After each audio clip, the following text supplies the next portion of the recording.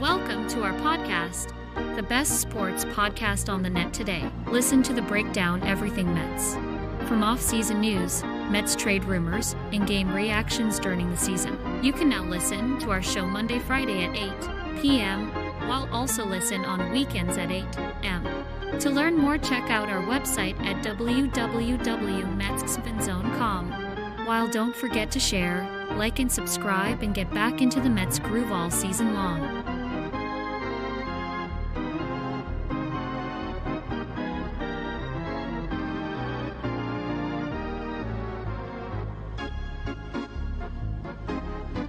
Welcome to our podcast, the best sports podcast on the net today. Listen to the breakdown everything Mets. From off-season news, Mets trade rumors, and game reactions during the season. You can now listen to our show Monday, Friday at 8 p.m., while also listen on weekends at 8 a.m. To learn more, check out our website at www.MetsXMFanZone.com. While don't forget to share, like and subscribe and get back into the Mets groove all season long.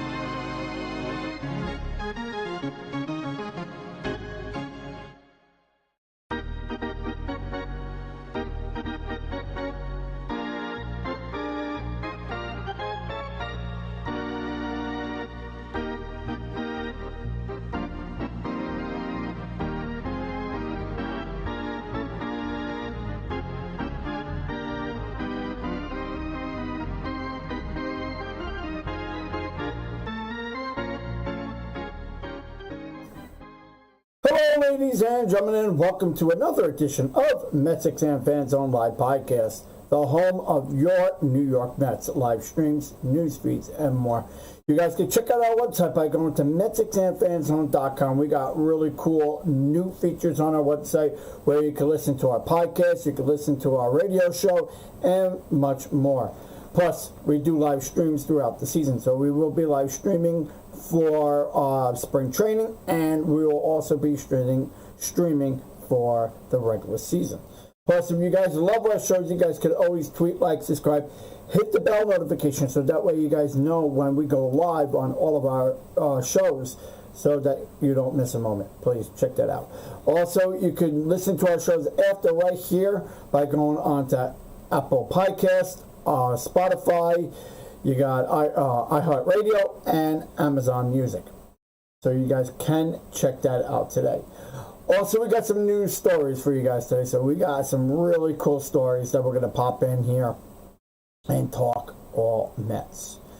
So, and plus, if you guys would like to check out, we are now going to be on radio at Zeno.fm.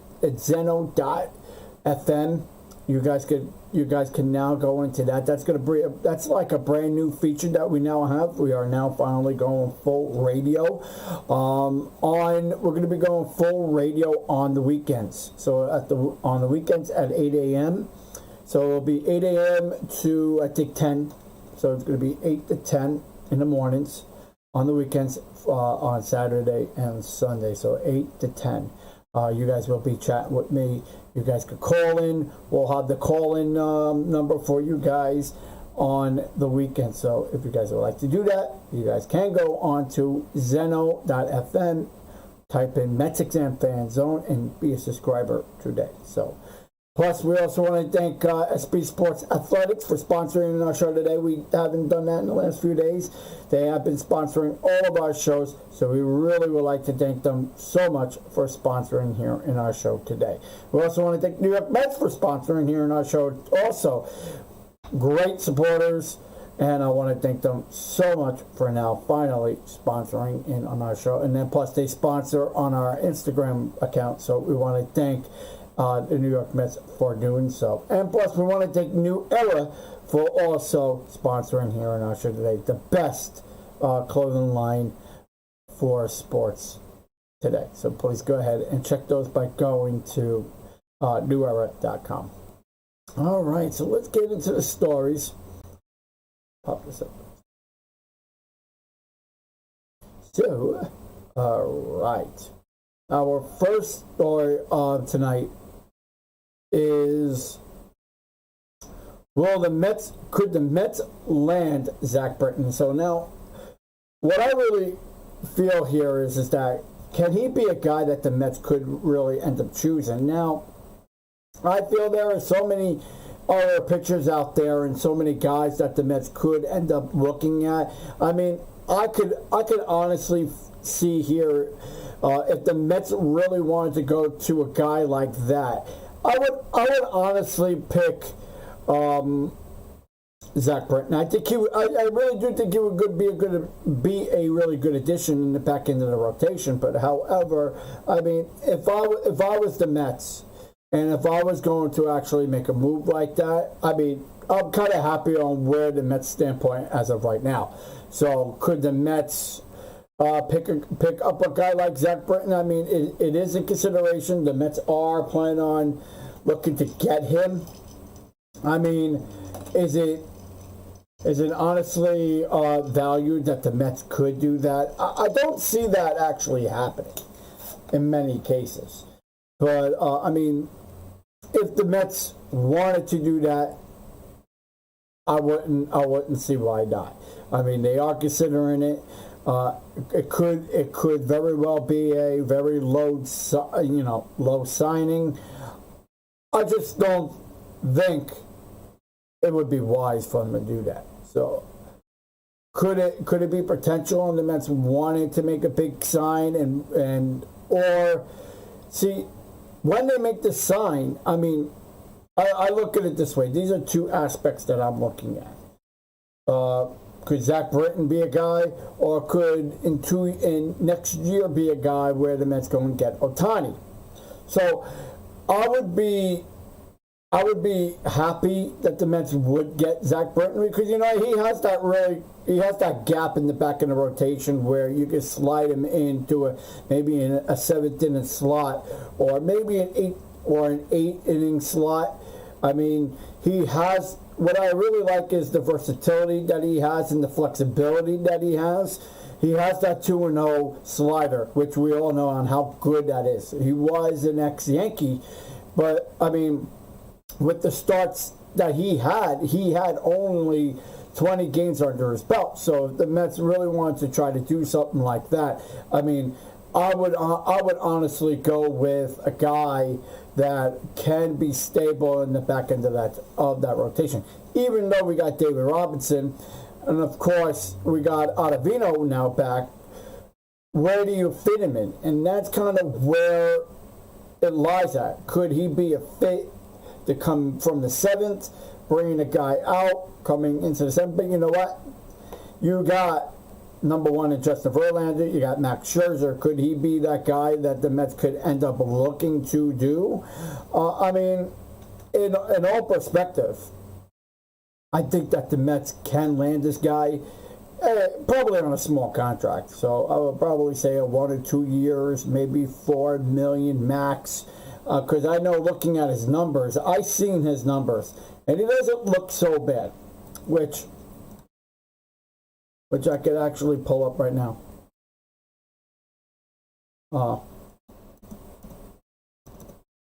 And see what we got here. So on his numbers,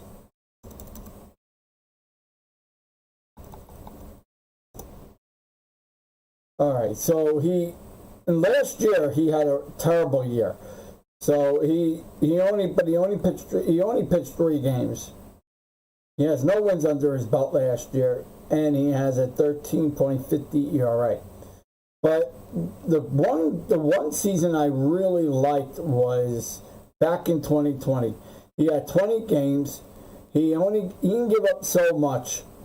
He struck out 16. Okay. But his ERA was 1.86.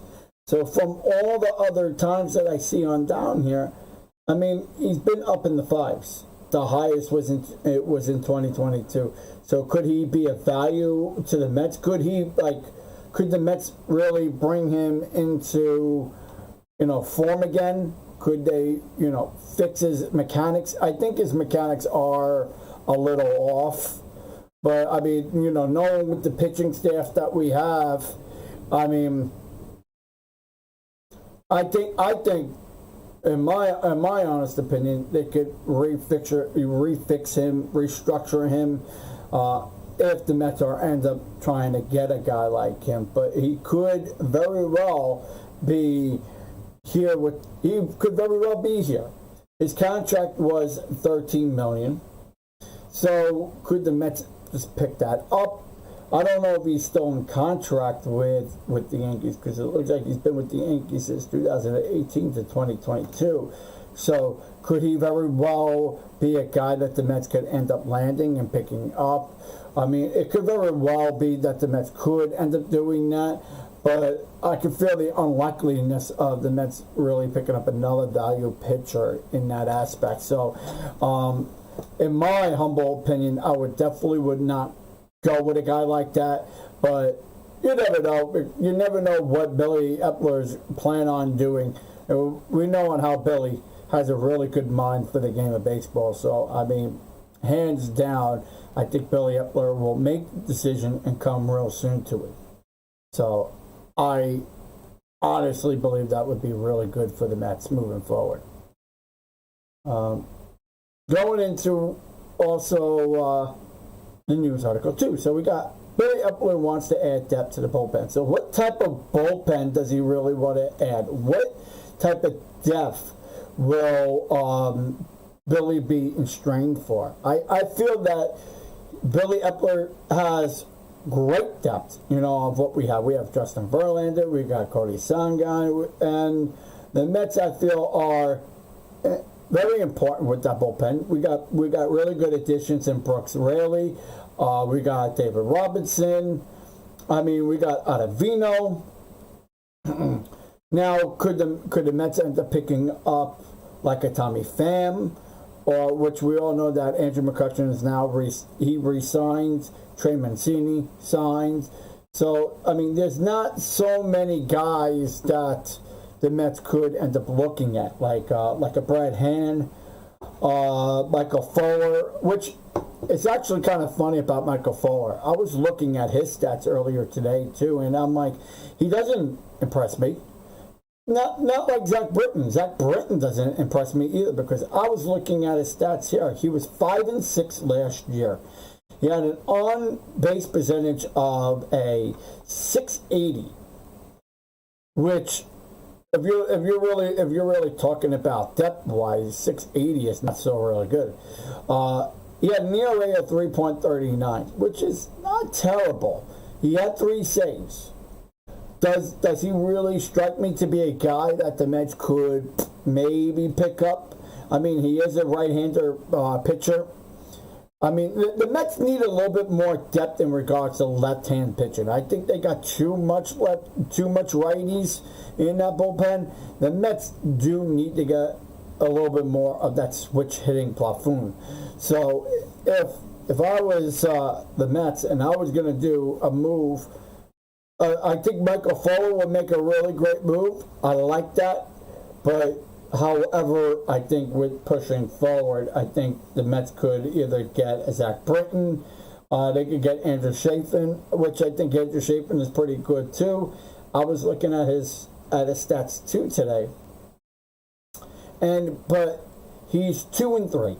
He had a 2.83 ERA. He only pitched within 64 games. He struck out only 3. So could he be a guy that the Mets could pick up? Maybe so, but he's been bouncing around quite a couple of years. He's been with Toronto, Chicago, Oakland.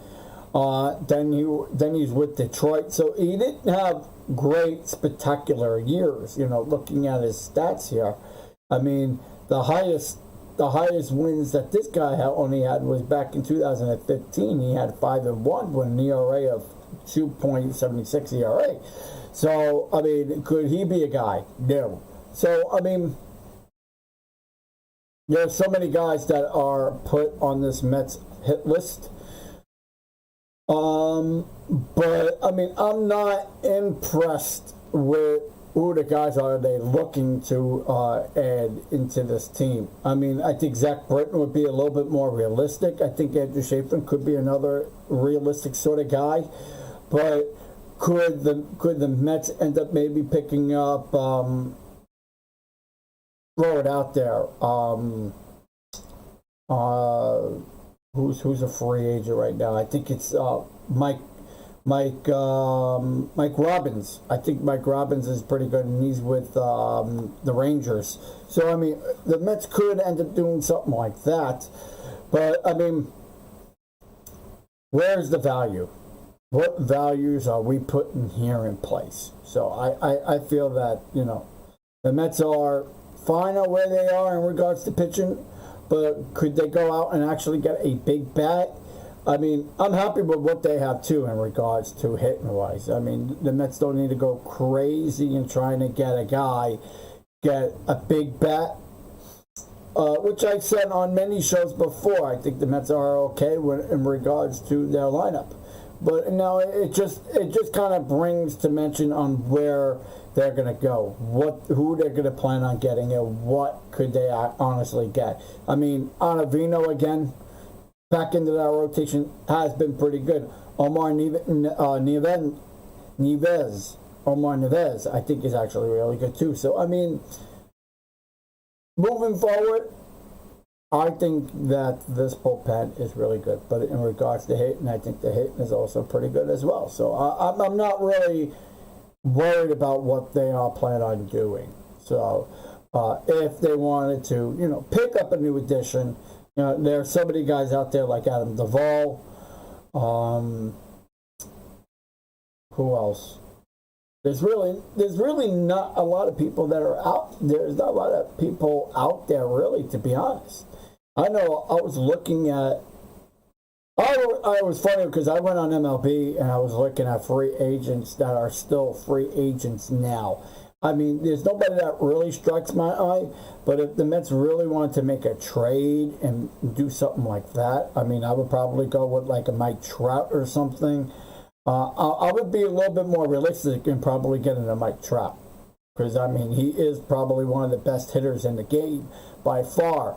So if the Mets wanted to go with a depth guy and get a guy that could really hit the ball, I mean, Mike Trout could be a little bit realistic. But, I mean, again, are you going to go with depth or are you going to just go with, who's the best hitter on this team? And I feel Pete Alonso is probably one of the best hitters on this team, next to Francisco Lindor. So you got your two good hitters next to also Jeff McNeil. So you got really three top hitters on this ball club: Pete Alonso, Jeff McNeil, and then Francisco Lindor. So what could the Mets honestly go with in regards to another hitter in depth? So I mean, I would honestly see on where they would kind of go with that if they really wanted to go depth with players. Then we have predictions each Mets of the Mets lineup. So I'm going to give you guys a prediction of my lineup and what my lineup looks like. So we're gonna start with Jeff McNeil. So no discussions of any sorts that I feel that Jeff McNeil is probably one of the best hitters in the game. You know, due to contact control, due to his mechanics being on the field, I felt that what he did last year was absolutely on point, phenomenal work. He had great footing. He got great on-field percentage. He has been 70 of 41 of the scale, which kind of gives you a really nice high percentile. He was in the 2022 plate appearances predictions, which was a recognition of a 78%. Which was the highest that he's ever done ever. So I feel that there's no discussions that Jeff McNeil has been one of the best hitters in the game. Now going with my third base. Now who do I feel that third base can honestly be a guy? Obviously I would say Brett Baty. Brett Baty's difference with OBS, I feel that the shift is probably going to be a little bit easier for him this year, going in 22. Why I say that is because he won't have to move so much around the field because, you know, the players are so used to not having the shift. So could he get ground balls? I think a lot of the times, ground balls, 58% of the time, go to third base. And plus, we know that his footwork is going to probably be a lot better going in 22. His average and his velocity has been okay, but I feel that he needs to work on that a lot more, especially at the plate. We know on how powerful he is with his strides. We know on how he can elevate it when he's up at bats. So I think that we're going to see in 2023 his average go up very much so. Even though he hasn't got much playing time because he did get hurt, you're more than likely going to see him at a 3.33 ERA this year. I think he's going to hit for power. I will probably say he goes for 20 home runs going in 2023, but I really do believe that he will have a very good season going in 23. And then who can I say as my next guy? Brandon Nimmo. Brandon Nimmo, I feel not only can he hit from left-handed, but he can hit from right. So does he lack on the shift? I don't know. I don't really think he kind of lacks on the shift. I think that what high expectations on how he is because of the re-sign that he did sign with the Mets. I loved what I saw through his performance. I think his elevation has been spot on, in my honest opinion. Will we see him get on base quite often? You're always going to see that out of Brandon Nimmo. Are you going to see some home runs out of him? Maybe. So I would honestly with Brandon Nimmo, you're going to see quite home runs. So I'm going to probably say about maybe 15 home runs at max. His on-field percentage obviously would be at a 688. Will I give him an ERA of maybe 330? I would do a 330 for him. RBIs. How many RBIs would I say out of him? Probably 80, 90. Now, remember something. If Brandon Nimmo stays completely healthy and completely with no injuries or anything, he is the best hitter on this team. So, I mean, with going forward, I think that Brandon Nimmo is definitely going to have a good season. And then, of course, I would go with Omar Nieves. So I think Nieves is going to have also a very good season. And why I say that, because Nieves in 2020 and in 2022, he was okay with his progression. Now in 21, he had the worst in 21. Now His on percentage field was at a 28%. So, I mean, could this dip in his career, which it did at one point, but MLB kind of averaged him to a 24.5%. So, could he beat within the shift? I think he can. He is a guy that hits between the middle of the fields. He's not a lefty and a righty. He kind of goes more towards center field. Will we see many home runs coming out of him in 23? I do see that. In regards to platooning or whatnot, and plus you might see him DH at times, I would definitely go with an ERA of maybe 300, 290, because I don't see him being, playing so often. So I would more than likely say 290, 300, maybe 10, 12 home runs. He's going to be like who can I really pick? Like a Thomas Nido sort of player, in a way, but a little bit better. But I would definitely go 15 home runs, RBIs, maybe 68. I don't see it going super crazy for him, but definitely he makes a good addition, that's for sure. And then I would go with Francisco Lindor. Now, Francisco Lindor is a switch hitter. He has been shifted around very often. In 2022, in 21, in 20. His percentage, I would definitely go at 61%. We do know he is ranked 142 among position players for one side of the plate. Lindor's on-base percentage has been spectacular. I mean, absolutely fantastic at 3.60 versus his 331. So, his accuracy is on point, I feel, with the righties against the lefties. As much as I like him against the lefties, he does bat at 286, where for righties, he does bat at 350. So, lefties, not so much. Righties, a little bit better. What I see out of him going in 23, I would definitely say 110, 115 RBIs with 32 home runs and a batting average of 350. So definitely a guy to watch out going in 23. Also, who do I pick next? Pete Alonso.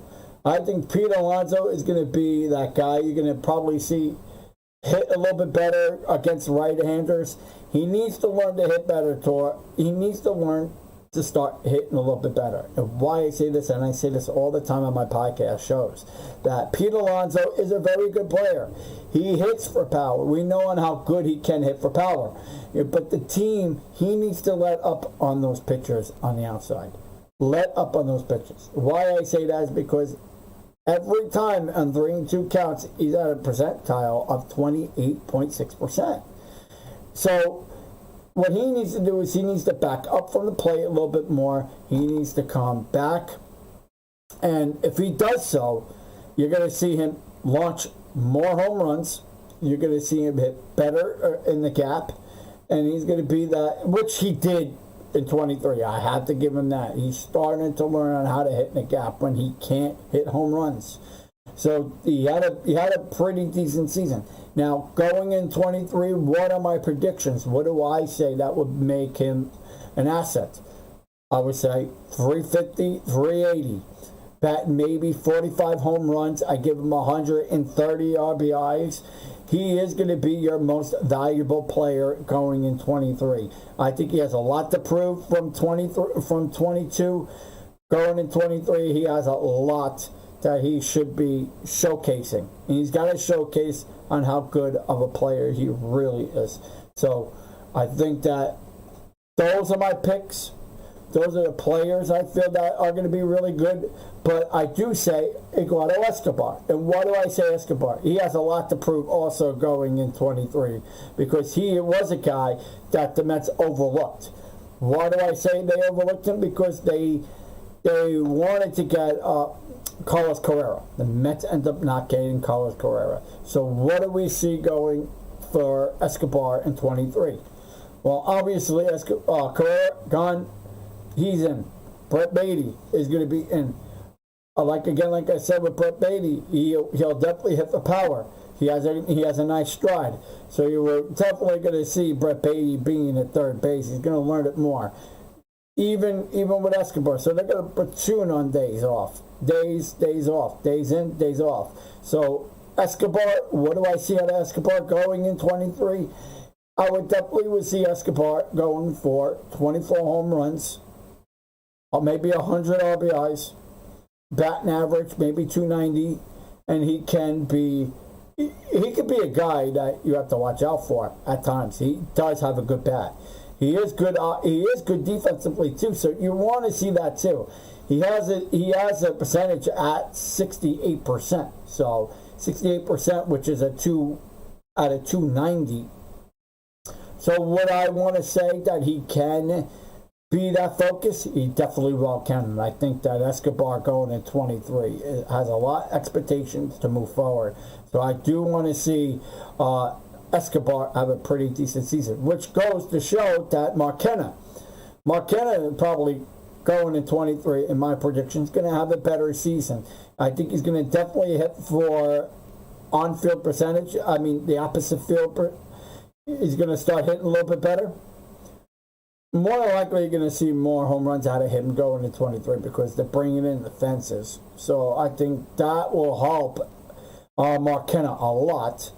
What do I see? What's my prediction going in 23? I would definitely go with about 250, 260 maybe. Maybe 15 home runs, maybe 17, I'll probably say at max. RBI-wise, probably 70, maybe 60. I mean, he doesn't hit for power very often, but he can hit. And I like that he could dunk it all over the field. So, I mean, getting those extra hits, getting those on-field percentage to a 6.60, I think that would, boost up his ratings a little bit. And even if the Mets wanted to try to go for a trade, and if he starts showing value towards midseason, I think the Mets will definitely end up trading him. And plus, I like Marquena. I think he's really good as an outfielder. I like him out there because he's able to run around the field spiraculously. I mean, absolutely a good player overall. And he's a slot guy, so he can go around the whole field in the outfield when you need him to. So could 23 be a season for him to rise and shine? Definitely. I think you're going to see that out of him, which goes to show here's another guy I feel is going to have a good season too, Thomas Nido. Thomas Nido, yeah, you're probably going to see him as a backup, to our guys. But you know what? I think Thomas Nido has a lot to prove going in 23. Why I say that is because he's going to be able to give you runs when you need it. He's starting to hit the ball for power. He's starting to get it around the field. I think going in 23, you're going to see him bat at maybe 230, 240. I will more than likely would go maybe 8 or 9 home runs. I don't see him, being a big threat at the plate, but you want him to be very good behind the plate, which we know on how good defensively he is. So could Escobar, could Thomas Nido be that guy behind the plate when you need him to be back there? 110%. So could he give you 70, 60, 70 RBIs? He probably more than likely can. I think that now by looking at this lineup, they have a very good lineup. And in 23, you're going to see that lineup run a lot better. And then let's talk about our pitching. Who do we got this year? Justin Verlander. What do we see out of Justin Verlander going in this year? I see him has a lot to prove. He's excited to be here. What do we see out of him? What is his expectations going in 23? I would go, in my prediction, I would definitely say 17-6. I think he's going to have a very decent season with the New York Mets. I think his ERA is going to go to 1.78. And plus, I think he's going to repeat on what he did last year with the Houston Astros. So going forward, I think Justin Verlander is going to have a very good season. Next to his buddy there with Max Scherzer. So I think Max Scherzer is going to have also a very good season too. I think his record is going to probably show up. I think it's going to show down a little bit to Justin Verlander. I think with Verlander coming in, I think Max Scherzer is probably going to be behind the scene, I feel, in my opinion. I think his numbers are going to drop a little bit also. I would probably say 200 for Max Scherzer. Is there going to be a battle here between older pitchers? More than likely. I think there'll definitely be a battle. I would more than likely would go 15-8 for Max Scherzer. I think he has a lot to stand for. Probably at 200. On OPS, I would say at 6.6.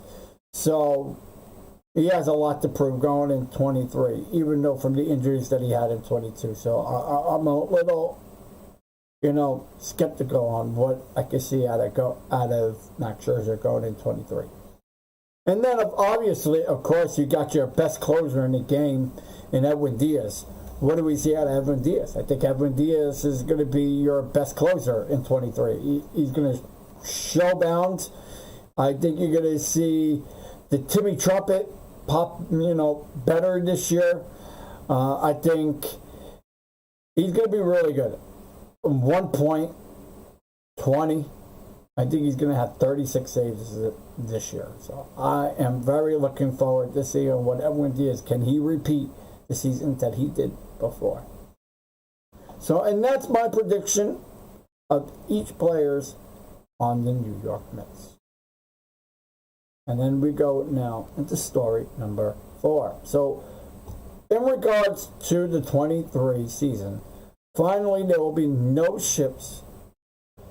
Now, what players will perform better with the shift? Now, I think every player on this team, I would say Lindor, Alonso, McNeil. I think the team is going to be better this year because the shift will no longer be available. So if I was going to say who will perform better in regards to the shift, I think they all will. I think it'll just go back to regular baseball, and who's going to hit better? I think every one of them. So I can't go and pinpoint who I feel is going to be better, who's not going to be better, but definitely I think they all are. And now we got an extra story, which I don't know if you guys heard yesterday. We had an original Met. Frank Thomas passed away. He was 93 years old. He played for the Mets in 1951 to 1966. Pivotal point for the Mets. The Mets did lose an original Met. He did play for the New York Giants when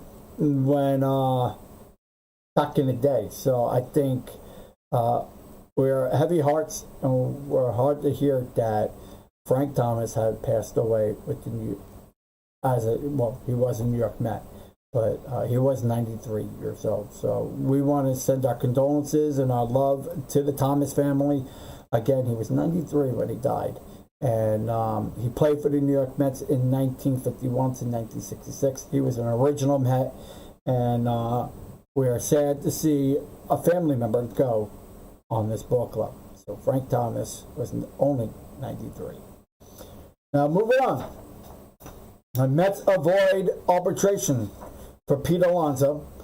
Pete Alonso did get an extension to $14.5 million, which is well-deserved because Alonso had 40 home runs last year, over 100 RBIs. He bat .350.